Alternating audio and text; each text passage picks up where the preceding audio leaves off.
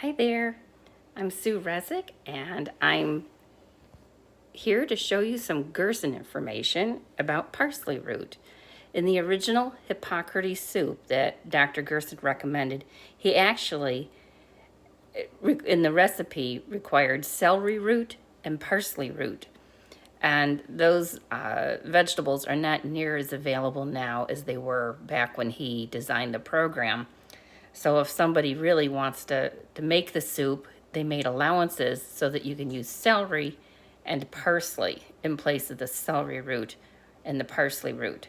However, when I was following the Gerson therapy, I found somebody who was willing to grow some parsley root for me, and I found a farm that grew organic celery root. So I was able to use those roots in my soup in place of the celery and in place of the parsley, because that was Dr. Gerson's preferred recipe for the Hippocrates soup. And I've tried growing parsley root with not much success over the last few years. However, I think I found a secret to successful parsley root. I started growing it last year. It's supposed to be a cooler season vegetable, so you put the seeds in the ground late in the season. But they didn't have time to develop a root. My doorbell.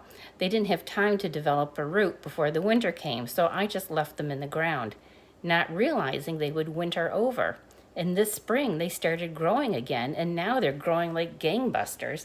And I have this beautiful parsley root and the parsley on top. Before the roots were ripe, I was able to use parsley from the tops, and now with the roots down below, this is the first one I've picked.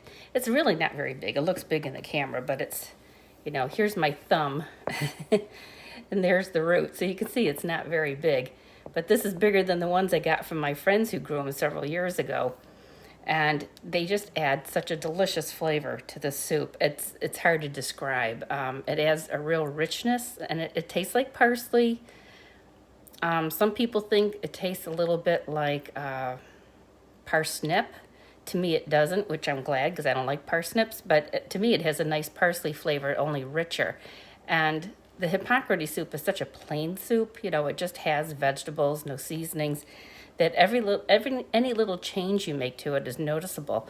So putting the parsley root in place of the leaf parsley, you don't use both, you use one or the other, adds a lot of flavor to the soup. So I'm getting ready to make Hippocrates soup today, and this is the parsley root that I'm going to put in. It's my first harvest, and I'm going to take you out to my garden and show you how it comes up. It's just a beautiful bed of parsley. It's really taken off, especially now that we've gotten some rain. That's helped. We'll take a quick step outside, show you our little garden, and you can see how our parsley's doing. I don't know if I can turn this. Oh, yeah, I can turn it around. And Umar says hi. Hi, Umar. How are you? Oh, I did have it turned around. I'm sorry. Try it again. There we go. So here is the parsley bed. You see it's a nice full bed. It's probably a foot high. And down here is where the roots are growing, the parsley root. Right down there. And each one of these little segments, get you out of the leaves. Like this would have a root down growing from it. Underneath here would be a root. Underneath this little bunch would be a root. And I'm not going to pick any more. I'm going to let them keep developing.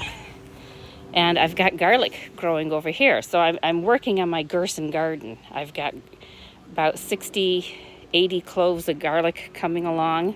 So that would do me well for my Hippocrates soup this year. And I've got the parsley root coming, and I can enjoy the parsley in the meantime as well. I enjoy parsley with my potatoes. So let me get you back here again. All right, so I just wanted to share that with you, that the secret to growing parsley root, and a lovely organic parsley root, is to let it winter over, because it takes a long time for parsley root to grow. It has a very long maturity time to maturity till it's ready to pick. And so by letting it winter over, it can start growing as soon as spring starts. And then you have a lovely parsley root for your soup. And the nice thing about it too is you can put it in after the rest of your garden is done.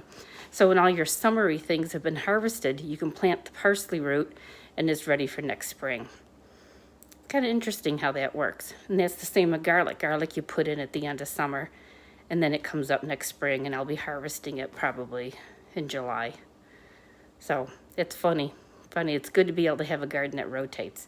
So now I'm getting ready to make some Hippocrates soup, and I am still going with the blender method that I showed in one of my videos. It's just so much faster and easier to just throw everything in the blender. I'll probably cut the onion into quarters, maybe half. You don't have to chop it. You just have to get it into the blender.